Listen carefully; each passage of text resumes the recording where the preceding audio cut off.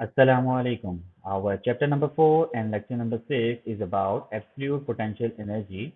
As we already discussed about potential energy due to the position, when the kinetic energy is converted into potential energy, we are moving towards some height. Now let us start. Our chapter number 4 is about work and energy. In this chapter, we have two portions, work and the second portion is energy. As we already discussed about the work and the second portion is already discussed in previous lecture, that is energy and introduction of this energy and types of energy and the implication of energy on practical daily life. Now, moving toward our topic 4.6, that is absolute potential energy, in which we are discussing about the energy due to some height from the surface of the earth. Now, let us start. तो अब हम start करते हैं अपने topic जो कि है absolute potential energy. तो एब्सोल्यूट पोटेंशियल एनर्जी में हमारे पास क्या होता है, ड्यू टू सम हाइट आपके पास इंक्लूड की जाती है एनर्जी, ठीक है। और अगर on the surface of earth की बात की जाए, ठीक है, इस डायग्राम के थ्रू आप देख सकते हैं कि अगर सरफेस ऑफ अर्थ की बात की जाए तो यहाँ पे जो एनर्जी मौजूद होगी वो आपके पास काइनेटिक एनर्जी के इक्वल होती है, ठीक है। और इसी तरह जैसे जैसे ये हाइट कवर करती जाएगी, एक पोजीशन आएगी, ठीक है, पोजीशन कवर करती जाएगी अपनी, तो वहाँ पे हमारे पास इसमें ये जो सी काइनेटिक एनर्जी है ये पोटेंशियल एनर्जी में ऐसा ऐसा कन्वर्ट होती जाएगी, ठीक है। तो यहाँ पे एब्सोल्यूट पोटेंशियल एनर्जी डिस्कस करने का मतलब ही ये है कि हमने छोटी सी डेरिवेशन करनी है जिससे हम इजीली फाइंड कर सकते हैं कि अगर मैं मैथ को इन्फिनिटी पे ले जाऊँ, ठीक है, अप टू सम डिस्टेंस, ठीक है, तो इन्फिनिटी कोई भी डिस्टेंस हो सकता है, तो हम सपोज करते हैं वो एन है, ठीक है, वहां तक अगर मैं ले जाता हूँ तो वहां पे हमारे पास वर्क क्या हो सकता है, तो ये एन हमें पता नहीं है, ठीक है। तो इस वजह से हम कहते हैं कि हमने एक फार्मूला ऐसा ड्राइव कर लेना है जो कि जिससे हम इजीली पोटेंशियल एनर्जी को फाइंड कर सकें ड्यू टू सम हाइट, ठीक है। तो जिसकी वजह से हम ये एक डेरिवेशन करेंगे छोटी सी इसकी, जो कि बहुत इंपॉर्टेंट है फेडरल बोर्ड के मुताबिक, ठीक है, और ये बहुत लेंथी भी है, तो इसको अच्छे से समझना है। तो सबसे पहले इसको रीड आउट कर लेते हैं, उसके बाद हम इसके डायग्राम के थ्रू इसको एक्सप्लेन करेंगे।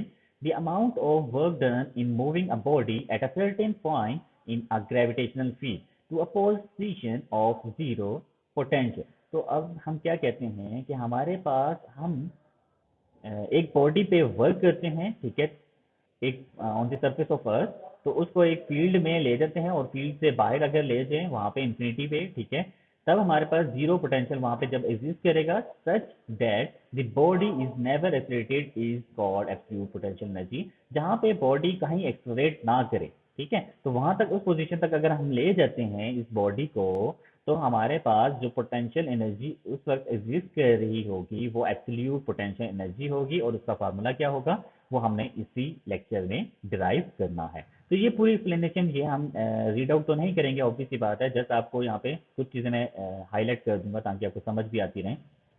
तो हम कंसीडर करते हैं यहाँ पे एक बॉडी को जिसका मैथ हमारे पास m1 यहाँ पे शो किया जा रहा है, m कर सकते हो, ठीक है, और एक हाइट होगी due to some position change, तो जिसकी वजह से ये हाइट कवर करेगा। तो ये हाइट यहाँ पे भी हो सकती है, इस लाइन पे भी, इस लाइन पे भी और इस लाइन पे भी, तो ये हाइट चेंज हो सकती है, ठीक है। तो जिसकी वजह से हमारे पास डिफरेंट वर्क वहाँ पे एग्जिस्ट करेंगे और हम हर स्टेप के लिए अलग से वर्क फाइंड आउट करेंगे, क्योंकि हमारे पास हम इसको छोटे छोटे पोर्शन में डिवाइड करेंगे अपनी ईजीनेस के लिए, अपनी चीज के लिए, ठीक है, ईज के लिए, जिसकी मदद से हम क्या करेंगे, वर्क डन फाइंड करके उसको summation of all the work done करेंगे, तो हमारे पास टोटल वर्क आ जाएगा। और वही वर्क जो हमारे पास, आपको पता है कि वर्क तभी होता है।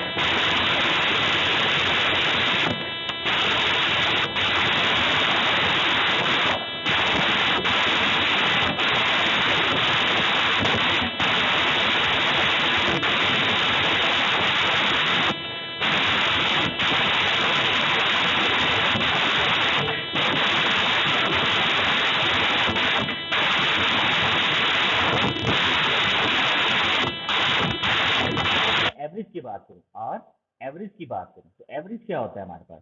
एवरेज होता है जितने भी हमारे पास डिस्टेंस होंगे उनको सम कर दिया जाएगा और divide by total number of distance. तो अगर मैं 2 डिस्टेंस लेता हूँ तो हमारे पास R1, ठीक है, उसको प्लस कर दूंगा R2 के साथ और डिवाइडेड बाय कितना करना चाहिए मुझे, क्योंकि टोटल डिस्टेंस 2 है तो 2 से डिवाइड कर देना चाहिए। तो हमारे पास जो एवरेज आता है, ठीक है, और उसको हम इस तरह इस फॉर्मूले से रिप्रेजेंट करते हैं। तो ये मैंने इसलिए इनिशियली बता दिया ताकि आपको इस चीज़ में कोई कंफ्यूजन ना हो। दोनों को मैंने सम किया, डिवाइड बाय 2 किया, तो हमारे पास एवरेज यहाँ पे डिस्टेंस आ जाता है। तो तो यहाँ पे हमने जितना प्रीवियसली देखा, हमने उसकी डायग्राम की डिस्कशन की। उसके बाद यहाँ पे हमने डेरिवेशन थोड़ी सी देखनी है, ठीक है। और डेरिवेशन में सबसे पहले हम कहाँ से स्टार्ट करेंगे, आपके पास जो वर्क हो रहा है पॉइंट 1 और 2 के लिए, ठीक है। जिस तरह हमने यहाँ पे अर्थ बनाई थी, अर्थ सरफेस के ऊपर मैथ था, ठीक है। मैं इसको डायग्राम को दोबारा यहाँ पे ड्रॉ भी कर लेता हूँ आपकी इजीनेस के लिए। एक पॉइंट हमने ड्रॉ किया था 1, जो कि अर्थ की सरफेस पे था, ठीक है, उसको 1 कहते हैं। उसके ऊपर जो पॉइंट था वो आपके पास 2 है। तो 1 से अगर मैं 2 की तरफ मूव कर रहा हूँ तो हमारे पास जो वर्क होगा 1 2 के लिए वो हम फाइंड आउट करेंगे, ठीक है। और जो एफ एवरेज होगी इनटू डेल्टा आर, ठीक है, जो कि डिस्टेंस से मल्टीप्लाई करेंगे। तो हमारे पास क्या आ जाएगा, वर्क डन बिटवीन 1 एंड 2। तो हम क्या करते हैं, इसमें एफ एवरेज के फॉर्मूला फाइंड करना है और डेल्टा आर जो कि हमने प्रीवियसली देखा ही था कि डेल्टा आर चेंज होता है, 2 - 1 होगा तो 2 - 1 हम कर देते हैं। तो हमारे पास ये इक्वेशन 1 बन जाती है, जिससे हमें पता चलता है कि एफ एवरेज हमें जस्ट अननाउन है, बाकी हमने फाइंड आउट कर लिया, जो कि चेंज इन डिस्टेंस था, ठीक है। तो एफ एवरेज हमारे पास क्या होगा वो हमने यहाँ पे देखना है। वो हमारे पास ग्रेविटेशनल फोर्स जिसको कहते हैं वो हमने यहाँ पे फार्मूला उसका यूज किया। कैपिटल जी स्मॉल एम जो कि मास ऑफ बॉडी होगा, कैपिटल एम ई जो कि मास ऑफ अर्थ है, उसके बाद रेडियस जो आपके पास उसने कवर किया था जो कि आपके पास डिस्टेंस था, एवरेज, ठीक है। यहाँ पे एवरेज की बात की जा रही है तो एवरेज यहाँ पे डिस्टेंस आता है, ठीक है। और इस एवरेज को मैंने फाइंड करने का आपने प्रीवियस स्लाइड में डिस्कस भी किया है कि हमारे पास R1 + R2 डिवाइडेड बाय 2, क्योंकि यहाँ पे दो ही डिस्टेंस हैं, R1 से R2 तक गए थे, तो इस वजह से हमारे पास जो एवरेज होगा इन दोनों का ही होगा। तो हमारे पास R1 और R2 को दोनों को ऐड किया, डिवाइड बाय 2 कर दिया, तो एवरेज आ गया। और एवरेज हमने यहाँ पे रिप्लेस करना है और ये वाला फार्मूला हमने इस फोर्स वर्क वाले जो कि इक्वेशन 1 है उसमें हमने रिप्लेस कर देना है, ठीक है। तो यहाँ पे आपको यही नजर आ रहा है कि वर्क 1 2 जो सा हुआ वो क्या बन जाएगा उसकी इक्वेशन, जी एम, ठीक है, M E divided by R average का स्क्वायर R2 - R1। ये जो सा एवरेज का फॉर्मूला था ना, ये हमें यहाँ पे रिप्लेस करना है, ठीक है। तो जिससे हमें ये थोड़ा सा फार्मूला चेंज होगा। तो एवरेज का फार्मूला हम यहाँ पे चेंज तो कर देते हैं, लेकिन ये थोड़ा सा कम्प्लेक्स हो जाएगा, R1 + R2 होल का स्क्वायर, ये अलग हो जाएगा, ठीक है। तो इसको अगर मैं इजीनेस के लिए आपको यहाँ पे बता दूँ, ये थोड़ा सा डिफरेंट हो जाएगा, ठीक है, क्योंकि वो स्क्वायर है ना, तो स्क्वायर को मैं इस तरह लिखूंगा, इक्वल है ना, और यहाँ पे आर स्क्वायर कर देते हैं। तो जहाँ पे आर स्क्वायर करेंगे तो इस साइड पे हमारे पास ये जो सा फैक्टर है ये भी स्क्वायर हो जाता है। जब स्क्वायर होता है तो ये थोड़ा कम्प्लेक्स चीज़ बन जाती है। तो इसको सोल्व करने के लिए हमने ये छोटा सा एक टेबल बनाया हुआ है, तो जिसमें हमें पता चला है कि आर एवरेज जो सा है वो R1 + R2 डिवाइड बाई 2 होता है। और इसी तरह डेल्टा आर हमें पता है वो किसके बराबर होता है, डेल्टा आर। तो डेल्टा आर अगर देखें वो R2 - R1 के इक्वल है, ठीक है। तो मैं क्या करता हूँ, ये वाली वैल्यू इस वैल्यू में पुट करूंगा, जो कि फाइंड आउट करूंगा R2, ठीक है, जो कि इसमें आप देखेंगे कि R2 नीचे फाइंड किया हुआ है, उसी को मैंने यहाँ पे यूज किया, R2 की जगह पुट किया। तो हमारे पास यहाँ पे अगर मैं पुट करके आपको दिखा भी दूँ, ये चीज़ मैं यहाँ पे नीचे सॉल्व करने लगा हूँ, ठीक है, इस जगह पे। तो आप देखोगे कि हमारे पास जो आर एवरेज आएगा वो क्या आ जाता है, are average equal to R1। तो R2 की जगह मैंने क्या पुट किया हमारे पास, प्लस R2 की जगह हमने ये वाली वैल्यू पुट की जो कि हमारे पास R1 होगी, प्लस करेंगे इसको डेल्टा आर से, ठीक है। तो डेल्टा आर से प्लस किया तो हमारे पास क्या बन गया, ये 2R1, ठीक है। इधर डिवाइडेड बाय 2 भी था तो मैं यहाँ पे लिख देता हूँ 2, ताकि आपको कंफ्यूजन ना हो कि 2 कहाँ पे गायब हो गया। तो ये हमारे पास R1 आ जाएगा, R1 2 के साथ मल्टीप्लाई किया प्लस डेल्टा आर हो गया, ठीक है, डिवाइडेड बाय आपके पास 2 बन जाता है। तो ये होल डिवाइडेड बाय है, ये आपस में कैंसिल नहीं होंगे, ठीक है। इस चीज़ को क्लियर रखना, स्टूडेंट कंफ्यूज हो जाते हैं कि ये कैंसिल कर सकते हैं, तो ये कैंसिल नहीं कर सकते क्योंकि ये होल डिवाइडेड बाय है और बीच में समीशन का साइन है, तो ये कैंसिल नहीं हो सकते। तो जो कि ये फॉर्मूला आपके पास लिखा हुआ है, ठीक है। तो इस फार्मूले के मुताबिक आप देख सकते हो कि हमारे पास 2R1 + डेल्टा आर बाई 2 है। तो डेल्टा आर वैसे ही छोटा होता है, बहुत स्मॉल चेंज है, तो डिवाइड बाई 2 कर दें, उसको हाफ ही कर दें, तो हमारे पास बहुत स्मॉल क्वांटिटी बन जाती है, और उसकी स्क्वायर ले लें। उस स्मॉल क्वांटिटी का अगर पॉइंट की वैल्यू का स्क्वायर लेते हैं तो हमारे पास अब ठीक है, हमारे पास बहुत छोटी वैल्यू आती है। सपोज मैं करता हूँ कि हमारे पास जो पॉइंट की वैल्यू है वो 0.1 है, तो इसको स्केयर ले लें तो ये और छोटा हो जाएगा, जिसकी वजह से हम इस चीज़ को निगलेक्ट करते हैं, इस वाले फैक्टर को, डेल्टा आर स्क्वेयर को। ठीक है, तो हमारे पास एट दी एंड क्या बच जाएगा, इसको जब इग्नोर करेंगे हमारे पास आर एवरेज जो है वो R1 इंटू R2 होगा। ठीक है, वो हमें कैसे पता चलता है कि जहाँ पे मैं क्या करता हूँ, जब इसको ओपन करूंगा स्क्वेयर को, तो वो हमारे पास इस चीज़ के इक्वल बन जाता है। तो यहाँ पे आप देख रहे हैं कि R1 इंटू R2 हो जाएगा, G small M into M ई।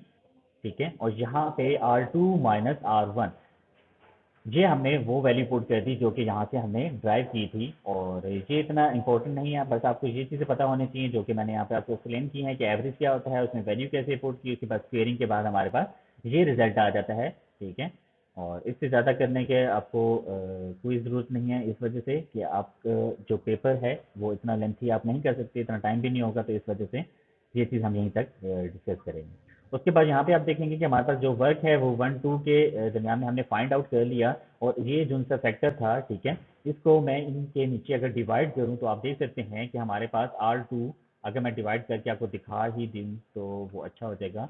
तो हमारे पास यहाँ पे ये फैक्टर आता है G small M into capital M. ठीक है, और यहाँ पे अगर मैं देखूँ कि R2 के नीचे अगर मैं डिवाइड कर दूँ, ठीक है, R1, ठीक है, और इंटू R2, तो इसी तरह इसके साथ माइनस कर दूं R1 डिवाइडेड बाय जो R1 होगा, उसके नीचे हम डिवाइड करेंगे यही वाला फैक्टर जो कि R1 है। ठीक है, R1 को मैं डिवाइड कर रहा हूँ किसके साथ, R2 के साथ। तो यहाँ पे आप देख सकते हैं कि R2 से कैंसिल हो जाता है, और R1 से कैंसिल हो जाता है, तो हमारे पास क्या बच जाता है, 1/R1 माइनस 1/R2, जिससे हमें पता चलता है कि ये हमारे पास रिलेशन वर्क 1 2 के रिलेटेड यहाँ पे डिस्कस किया जाएगा। ठीक है, तो यहाँ पे जस्ट कंफ्यूज नहीं होना इसमें, ये चीज़ मैं यहाँ पे बता देता हूँ, यहाँ पे 1 और R यहाँ पे 2 है। ठीक है, तो ये जो सा फैक्टर हमने यहाँ पे लिखा था ये R एवरेज का। ठीक है, तो ये हमने R1 से कैंसिल कर दिया, R2 से कैंसिल कर दिया, हमारे पास बच गया 1/R1 माइनस 1/R2। ये हो गया वर्क हमारे पास, जो कि 1 से लेके 2 तक का वर्क किया गया, जो कि हमने मैथ को मूव किया फ्रॉम 1 टूवर्ड 2।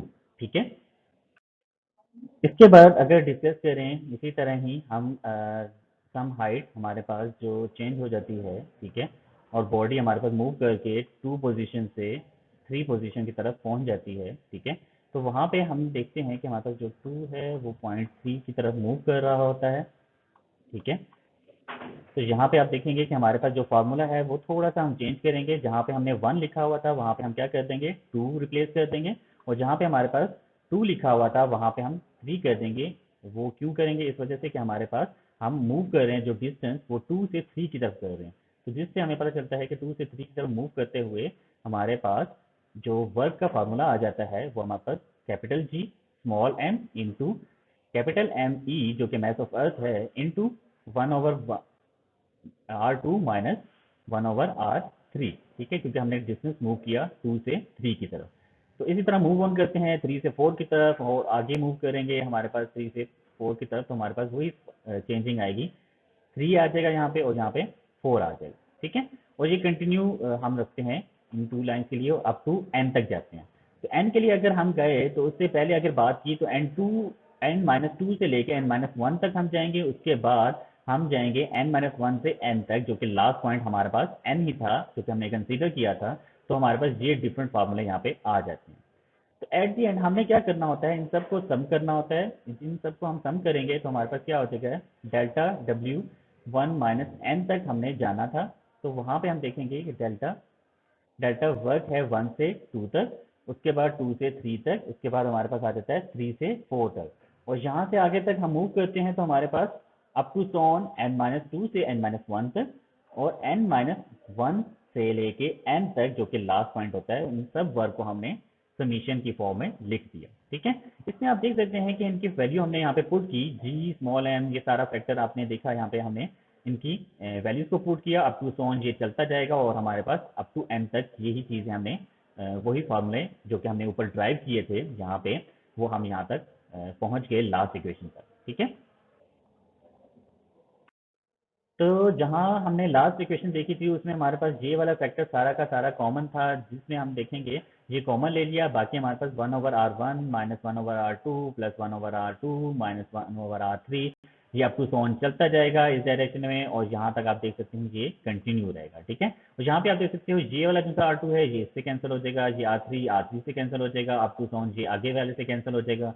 इसी तरह ये वाला आपके पास पीछे वाले से, इसके पीछे वाले से कैंसिल होगा, ये वाला इससे कैंसिल हो जाएगा, अप टू सॉन ये कैंसिल होते जाएंगे सारे फैक्टर्स, एक पॉजिटिव है और दूसरा उसका नेगेटिव मौजूद होगा। ठीक है, ये आपस में कैंसिल हो जाएंगे, हमारे पास बचेगा क्या at the and, 1/r1 -1/rn, जो कि जहाँ पे लास्ट पॉइंट हमारे पास जाता है। तो हमारे पास जो डेल्टा डब्ल्यू है 1 से n तक, वो है G small M into capital M E into जो आपके पास 1/r1 -1/rn। तो n तक हमने गए थे, तो इस वजह से हम वर्क भी n तक ही फाइंड करेंगे। उसके बाद शुरू में ही मैंने डिस्कस किया था कि हमने इस पॉइंट को इन्फिनिटी लेना है। ठीक है, क्यों इन्फिनिटी लेना है कि जहाँ पे हमारे पास जो एक्सेलरेशन है वो जीरो हो जाएगी, वहां तक हमने देखना है कि यहाँ पे ग्रेविटी का इफेक्ट ही कैंसिल हो जाए। ठीक है, तो हम क्या करते हैं, इस डिस्टेंस को इन्फिनिटी ले लेते हैं। तो हम आइडियल केस की बात करेंगे तो ये इन्फिनिटी 1/इन्फिनिटी हमारे पास जीरो आ जाता है। तो इस फैक्टर को हम रिड्यूस करते हुए यहाँ तक पहुँच गए। उसके बाद आप देखोगे कि जो वर्क हो रहा है 1 से इन्फिनिटी तक, वो G M m into 1/r1 आ जाएगा। ठीक है, एट दी एंड हमारे पास ये रिजल्ट हमारे पास एक्सक्लूड हो जाता है, जिससे हमें पता चलता है कि अगर if we displace the body from the surface of earth, तो हमारे पास जो रेडियस है वो आर ई में कन्वर्ट हो जाएगा, क्योंकि हमने उसका तकरीबन आर ई ही कवर किया। ठीक है, तो आर ही, क्योंकि जितना भी हम हाइट कवर कर लें, ग्रेविटी से बाहर भी निकल जाए, तो वो बहुत छोटा होता है, लेकिन रेडियस ऑफ अर्थ बहुत ज़्यादा बड़ा है। तो इस वजह से हम जस्ट उसको आर से रिप्लेस कर देते हैं कि वो आर ई के बराबर आ जाता है। ठीक है, तो आर ई यहाँ पे हमने पुट किया, तो हमारे पास ये इक्वेशन बन गई, W equal to G M capital M divided by R E. तो इससे हमने देखा कि हमारे पास वर्क डन का एक फाइनल रिजल्ट आ गया, जिसमें हमारे पास टोटली यहाँ पे mass of earth, radius of earth, mass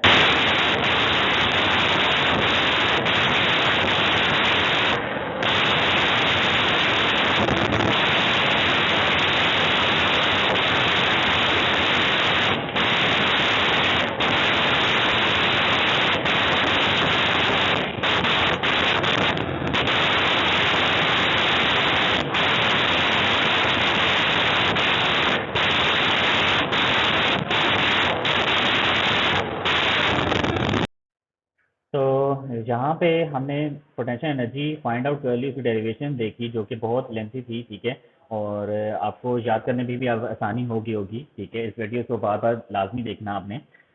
उसके बाद हम चलते हैं थोड़ा सा लास्ट टॉपिक की तरफ, थोड़ा सा इसको एंड अप करते हैं, एंड की तरफ चलते हैं इस टॉपिक की, जो कि होगा the potential energy per unit mass. मतलब हमने यहाँ पे डेंसिटी फाइंड करनी है, इनडायरेक्टली हमें यहाँ पे क्या फाइंड कर लेना है, उसकी डेंसिटी फाइंड करनी है, मतलब उसके मैस के रिस्पेक्ट से हमारे पास पोटेंशियल एनर्जी उसका रेशियो क्या होगा। ठीक है, पर यूनिट मैस। तो हम क्या करते हैं, यहाँ पे जो एब्सोल्यूट पोटेंशियल एनर्जी है उसको डिवाइड कर देते हैं हम स्मॉल एम से। ठीक है, जब हम उसको स्मॉल एम से ही डिवाइड कर देते हैं, तो हमारे पास जो पोटेंशियल एनर्जी है वो पर यूनिट मैस आ जाएगा, एम एम से कैंसिल। तो हमारे पास जो फैक्टर बाकी बच जाएगा वो हमारे पास capital G M E over R E बच जाता है। तो ये हमारे पास एनर्जी जो कि आ रही है, कन्वर्ट हो रही है, मैस एनर्जी डेंसिटी में कन्वर्ट हो जाएगा। ठीक है, तो ये हमारे पास फाइनल रिजल्ट आ जाता है, जिसको हम आपके पास इसको कह सकते हैं यूनिट मैथ एनर्जी कह सकते हैं। ठीक है, तो यहाँ तक हमारा absolute potential energy topic complete होता है, जिसमें हमने पूरी डेरिवेशन देखी और एक हम मैथ को उठा के अर्थ सरफेस से बाहर ले गए। ठीक है, और उसमें हमने देखा कि उसमें कितनी एनर्जी कन्वर्ट हो जाती है, वो कितनी पोटेंशियल एनर्जी में कन्वर्ट हो जाता है, और वो कैसे फाइंड करेंगे, तो हमने उसका एक रिलेशन भी फाइंड कर लिया, जो कि आगे बहुत यूजफुल होगा आपके लिए, कि अगर हम इसके न्यूमेरिकल्स या इसके ड्यू टू पोजीशन कोई भी पोटेंशियल एनर्जी की वजह से देख सकें, तो वो हमारे पास हम इजीली फाइंड कर सकते हैं ड्यू टू दिस फार्मूला।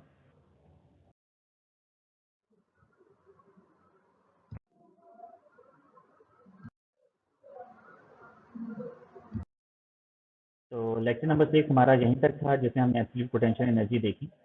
तो उम्मीद है कि आपको ये लेक्चर अच्छे से समझ आया होगा। Thank you.